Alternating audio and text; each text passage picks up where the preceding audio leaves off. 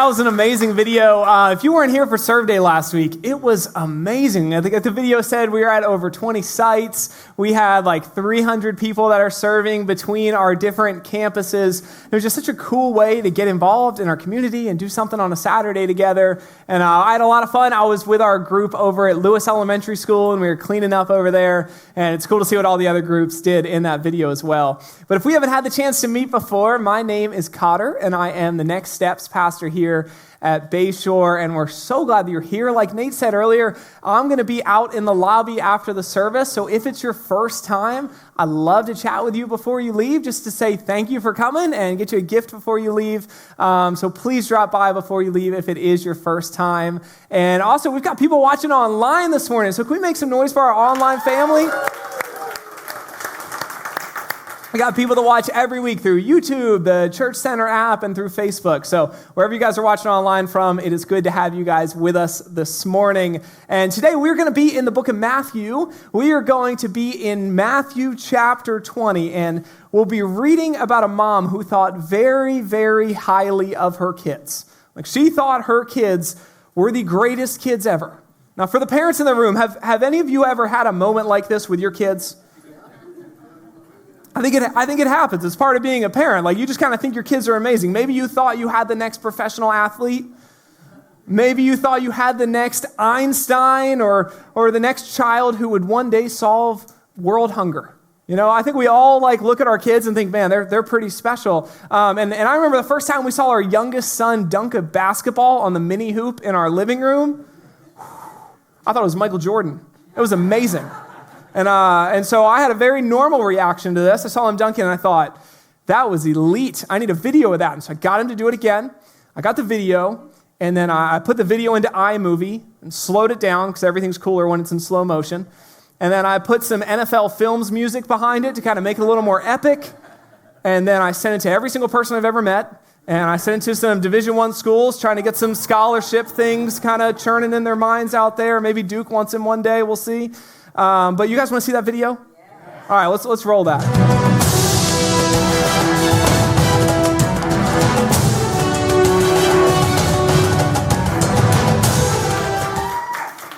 We threw it down. That was awesome. I mean, I don't know if you guys watch the NFL draft. That's the kind of video that Mel Kiper shows on day one of the NFL draft. And he says, look at this multi-sport athlete from the time he was born. He was just amazing. But man, sometimes as a parent, you just think your kid's elite. You just think they are awesome. And two of Jesus' disciples, James and John, their mom was making hype videos of them for Jesus. She thought her kids were awesome, and she made sure that Jesus knew that they were destined for greatness. So let's hop in here to Matthew chapter 20. We'll start in verse 20, and we tell you guys every week, we love to give away free Bibles around here. So if you need a Bible, if you have a friend that needs a Bible, we've got them out in the lobby next to the coffee. Please grab one if you need it. But we'll have everything on the screens as well. So Matthew 20, starting in verse 20, says, Then the mother of James and John, the sons of Zebedee, came to Jesus with her sons. She knelt respectfully to ask a favor. What is your request, he asked. She replied, In your kingdom, please let my two sons sit in places of honor next to you, one on your right and the other on your left. But Jesus answered by saying to them, You don't know what you are asking. This mom thought her kids were amazing. She was so proud of them that she thought they should spend eternity sitting on the right and left hands of Jesus. So she requests this of Jesus. She asks him to place her sons in these positions of great recognition and honor. And that is some bold confidence in your kids. Like, I've got two sons. I think they're great. That's some bold confidence in your kids right there. And Jesus responds in a way that kind of helps reframe her mindset a little bit. She's requesting for her son just to be given this position of power and honor. And Jesus responds by telling her that honor and authority isn't something that you're just given. It's something that you earn by being a servant. And so Jesus says that serving is the key, not holding authority over others. So let's continue reading here. We'll pick back up in verse 24. Starting in verse 24, it says, When the 10 other disciples heard what James and John had asked, they were indignant, meaning not happy at all. But Jesus called them together and said, You know that the rulers in this world lord it over their people, and officials flaunt their authority over those under them. But among you, it will be different. Whoever wants to be a leader among you must be your servant, and whoever wants to be first among you must become your slave. For even the Son of Man came not to be served, but to serve others, and to give his life as a ransom for many. Jesus says, among you it will be different. Whoever wants to be a leader must be your servant. We are here not to be served, but to serve others. So today we're wrapping up our 5-Star Life series, and here's our thought for today's message. If you want to have a 5-star life, be different by serving others. If you want to have a 5-star life, be different by serving others. The disciples, James and John, they wanted the authority and the status that comes from being in a place of honor. But Jesus said, that's not what life is about. Life isn't about holding authority over others. Life is about serving others.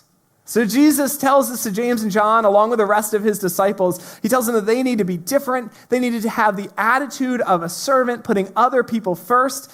And that's what Jesus modeled with his life. He spent his time on the earth caring for people, serving the needy, healing the sick, and that's the life that he wants us to embrace as well. Jesus wants us to put other people first. He says we need to be different. We need to care about the needs of others. We need to prioritize other people. We need to prioritize what's important to them, and we need to make sacrifices for other people. That's what true greatness is.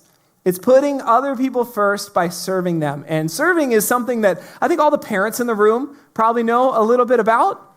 When you are a parent, the moment your kids are born, life is just no longer about you. You know, like I remember before our kids were born, the glory years, so we'd refer to them around our house sometimes. If I wanted to go to the beach and surf, I just hopped in my car and I went to the beach. If I wanted to play Xbox, I could just sit down in a dark, quiet, clean, non-stinky room and play Xbox. If Emily and I wanted to go out on a date, we could just go out on a date and not worry about when we needed to be back home. And then our kids were born. And now, when I want to go to the beach, I just stay home and change diapers. And when I want to play Xbox, I just change diapers. And when Emily and I want to go out on dates, we just stay home and we both just change diapers. That's just, life is just different when you're a parent and you do things that you never thought you would do. And so a few summers ago, 2 years ago, we were trying to find some summer activities for the kids, just like around the house, some budget-friendly stuff. And so we got a sandbox for the kids to put in the backyard. And so we got the sandbox and we set it out in the backyard. We thought this was this like amazing idea where they would occupy themselves and we could just sit there and do nothing. And so we got the sandbox together. We thought it was an amazing idea. But all the spiders in the neighborhood and in the field behind our house, they also thought it was an amazing idea. And so it was fun for about a week, and then about a week later, there were spiders just everywhere, like all in the sand, all in all the toys, like everywhere. And guess whose job it was to clean all the spiders out? Me. I wasn't surfing, I was cleaning spiders out. And so I cleaned out all these spiders, and spiders like really don't bother me. I'm not intimidated by spiders. If there was a snake in that sandbox, I would be running away. I'd probably move to a different house if that happened. But it wasn't a snake, it was just spiders. And so I have my limits with spiders, kind of mind the little ones, but I draw the line at black widows. If there's black widows, I am just kind of like, that is not a situation for me. And so I'm cleaning this thing out. I'm getting all the spiders out of the inside. And then I find this huge family of black widow spiders.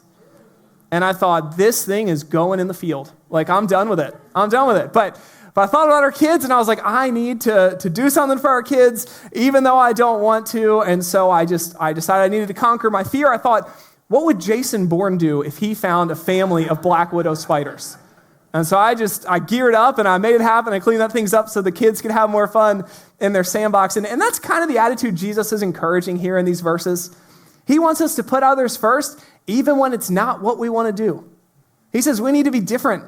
The way we naturally think, we put ourselves first. We want to talk about ourselves. We want to do things that benefit us. We naturally just make ourselves the priority. But Jesus says we need to be different. We need to be servants. And I think there's some really practical ways that we can make serving others a part of our everyday life, because what Jesus is describing, it's not a one-time thing. He wants us to serve others every day. So I have 3 thoughts about serving this morning, practical things that I think we can do each day to make serving others what our lives are all about. We have so much potential each day to serve others and to make their lives better, and that's what I want us to dig into. So let's look at this verse from the book of Proverbs. This is Proverbs chapter 11, verse 25. It says, "A generous person will prosper. Whoever refreshes others will be refreshed." A generous person will prosper. Whoever refreshes others will be refreshed. This is the attitude that Jesus was talking about. This is what it looks like to be different and to be set apart, to be generous, to put other people first, to refresh others. And I think if we were to read this the way that we naturally think, I think it would say, a selfish person will prosper. Whoever looks out for themselves will be refreshed. But Jesus wants us to think differently. He says selfishness is not good for us, but generosity is. Looking out for ourselves, that's not good for us, but refreshing others, that is good for us. Caring about others is good. Putting other people first is good. So April is finally here, and it's starting to get warm out. I think we're done with the snow. I can't guarantee that, but I'm hoping we're done with the snow.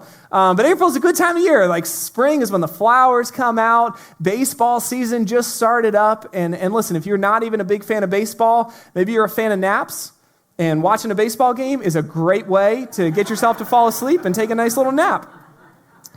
But April was always the time growing up when I would start working with my dad. So my dad had a landscape business, and so that meant me and my brother were always helping him out with his landscape business. And so he would do all kinds of stuff. He'd put in paver patios and lighting and irrigation, and he'd put in plants and do mulch and all that kind of stuff.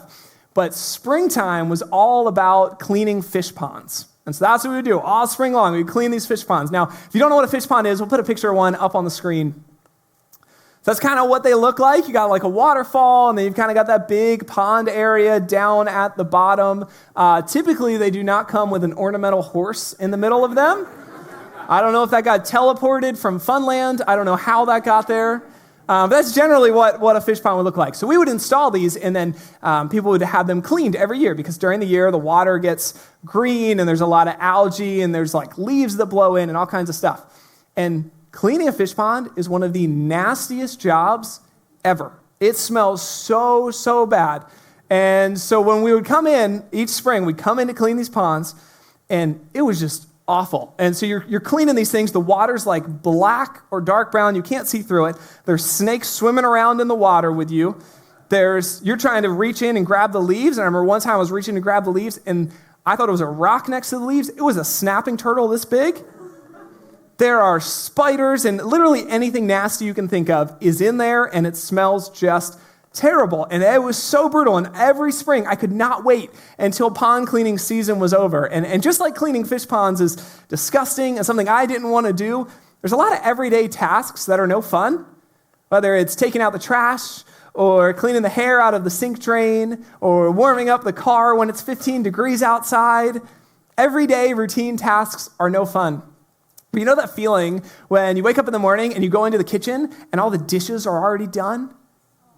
Or the feeling where you get home from a long day of work and you should have gotten gas, but you didn't get gas, so your car's really low on gas, and you go out to your car the next morning and the tank is full. Those are absolutely amazing feelings. And here's the first thing I want us to see about serving today. We'll put this on the screen. We serve the people in our lives by doing routine tasks for them.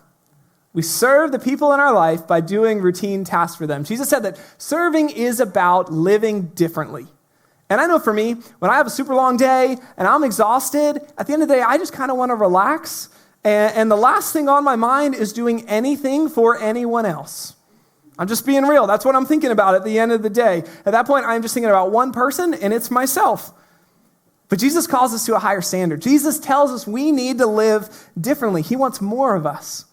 So if we're going to be different, like Jesus says in Matthew chapter 20, we need to put other people first in the routine moments of life. We need to put other people first in the routine moments of life. So be the person who does the dishes. Be the person who cleans out the leftovers and the old fruit from the back of the fridge when it's starting to smell. Be the person who gets the family cars changed, to get the oil changed in the family cars, or if you don't know how to do anything with cars like I just take them out to Valvoline and say, I got a coupon, please do this for me because I don't know anything about cars. Be the person who does that. Be the person who tracks the family budget, the person who changes the kids' diapers. take the trash out to the curb, fold the family laundry, warm the cars up when it's cold outside. Every day, we have these opportunities to bless the people in our lives by doing routine tasks for them. And Jesus is calling us to a higher standard where we choose to make life about serving the people around us. And this gets me excited because every day there's so many opportunities for us to bless the people in our lives by serving them. Each day that you and I get out of bed, each day that you and I have breath in our lungs, it is a blessing from the Lord. And what better way to make use of that blessing than by serving the people in our lives? And when Jesus is telling us to be different and to be servants, that's exactly how he lived his life. Let's keep reading here. We'll pick back up in Matthew chapter 20 with verse 29. It says, as Jesus and the disciples left the town of Jericho, a large crowd followed behind. 2 blind men were sitting beside the road. When they heard that Jesus was coming that way, they began shouting, Lord, Son of David, have mercy on us. Be quiet, the crowd yelled at them. But they only shouted louder, Lord, Son of David, have mercy on us. When Jesus heard them, he stopped and he called, what do you want me to do for you? Lord, they said, we want to see. Jesus felt sorry for them and touched their eyes. Instantly they could see. Then they followed him.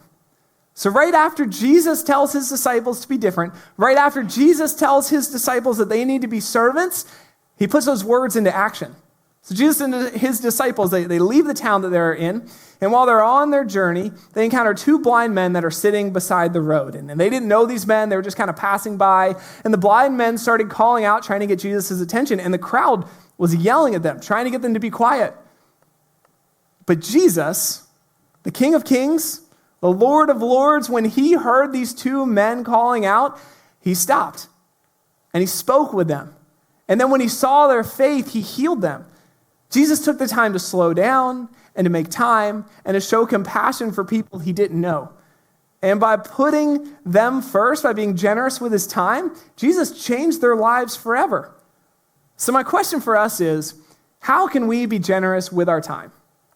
How can we hit the pause button on our priorities and place the needs of other people first? This is our second point about serving, and we'll put this on the screen. But we serve others by being generous with our time. We serve others by being generous with our time. Every day we have opportunities to do this. We can take the grocery cart back for somebody. We can open doors for someone. If you see somebody who's struggling, you can stop and ask if you can pray for them. And this is an area where honestly, I am not the strongest at all. It is not easy for me to pause my to-do list and focus on the people that are around me. And so this is an area of life where I try to learn from my wife. Because my wife, Emily, is awesome at this. She's always doing things for other people. And a few years ago, she got these little boxes, just like small little boxes from Target, and then she would fill them with little gift cards. And then when her friends were having a rough day, she'd come home after work, she'd grab those little boxes, take it out, put some candy in there, and drop it off at her friend's house. Just like a small way to encourage them. And she works at a high-stress, high-pressure job, and when her coworkers are having a hard day, she will go out and buy them coffee, she will go out and buy them food, she will stay late to talk to them and encourage them. She's so good at being generous with her time and placing others first. And that's something I'm trying to learn from because I know that has such a huge impact on people. Man, life can be tough. Life can be heavy and stressful, and it's important for us to slow down and to look at the people around us to see who we can be an encouragement to. Because everybody needs encouragement. Everybody needs hope, and we can be that for the people that are around us. Jesus took the time to slow down and to heal these 2 men on the side of the road, and that changed their lives. And I believe that if we open our mind to this, if we lean into this, we will see how many opportunities we have each day to be generous with our time. Doing small things for strangers or for friends or coworkers, it can change their lives. So point 2 this morning, let's be generous with our time. Now changing gears here, how many of you guys have ever made a terrible decision? Anybody? Sweet. I was practicing that this week, and I thought, man, it's going to be awkward if I'm the only one that's made a bad decision. So that makes me feel a little better. I made an awful decision this week. Let me rephrase that. I made an awful decision 6 months ago, and I had to deal with the consequences of it this week. And so 6 months ago, Pastor Cotter, in his very limited wisdom, decided to line up dentist appointments for our 2 sons at the same time on a day when my wife was working. Not a good decision. Taking care of a 2-year-old and a 3-year-old in normal situations is not easy. Taking care of them at the dentist where somebody with a mask and a giant flashlight on their head is putting these pokey things into their face, that's just not a good situation. And thankfully, this is not the first time that I've made this mistake. And so I realized it the night before, and so I called my mom, and I said, hey, can you please help me out here? And so you guys want to see a picture of our youngest son from the dentist this week? We got a picture of him. Look at that dude. The goofiest picture of all time. So he's got those sunglasses on. I think those are hiding all of the tears that are behind the sunglasses. But one of the coolest things happened that morning. So when we got there, I was carrying that guy, that's our youngest son, I was carrying him into the dentist office, and my mom was carrying our older son, who's about 3.5. And so they were walking, and they were getting to the door a little bit ahead of us. And so they got to the door, and my mom stopped, and she had our son. She said, hey, open the door and hold it open for your dad and your brother when they come through. And so we walk up, and they're holding the door for us, and my youngest son is holding the door for me when I walk in to this place. And I just thought that was so cool. Like, my mom was teaching our 3-year-old son how to serve people. I thought that was so awesome. And that brings us to our third point this morning, which is serving others sets an example. Serving others sets an example. Let's look back at Matthew chapter 20, starting in verse 28, and we'll put this on the screen. It says, for even the Son of Man came not to be served, but to serve others. So when Jesus says this, the Son of Man, he's referring to himself. And he says that he came into this world not to be served by others, but to be a servant. His goal was to show us how to serve and how to put others first. And that's what he did. He cared about people. He encouraged. He healed the sick. He made people feel important, and he made people feel loved. And that's the example he left for us. That's the type of servanthood that Jesus wants us to embrace. And just like my mom showing our son how to hold the door open for other people, when we serve, it sets an example. When you serve your spouse, your kids notice. When you serve your friends, they notice. And your other friends are going to notice. When you serve your parents, your siblings are going to notice. When you serve your coworkers, they are going to notice. And the goal here is not to be seen in our serving. That part doesn't matter. But what does matter is the impact that setting an example can have. When you serve others, you're setting an example. Serving shows people what love looks like. And it shows people who Jesus is. And Jesus, he sacrificed everything for us. He's the ultimate servant. Let's put the next slide up. We read the first half of Matthew 28. Let's look at the whole verse. It says, for even the Son of Man came not to be served, but to serve others, and to give his life as a ransom for many. In the ultimate act of service, Jesus gave up his life to bridge the gap between us and God, to make peace for our sin. He gave up his life for us. He gave up his life for you, and he gave up his life for me. And as we close the service, I want us to take a moment to close our eyes. Listen, if you're here this morning and you've never made a decision to follow Jesus, I want you to know that Jesus cares so deeply about you. He knew you before you were born. He's the reason we have life, and he wants a personal relationship with you. And if you want a personal relationship with him, all you have to do is make a decision in your heart to put Jesus first. To say, I am going to live my life for Jesus from this day forward. And look, if that's you, I want to encourage you while everyone's eyes are closed to raise your hand right now. And that is just a way of saying, I am going to live for Jesus. I'm going to make Jesus first in my life. Let's pray.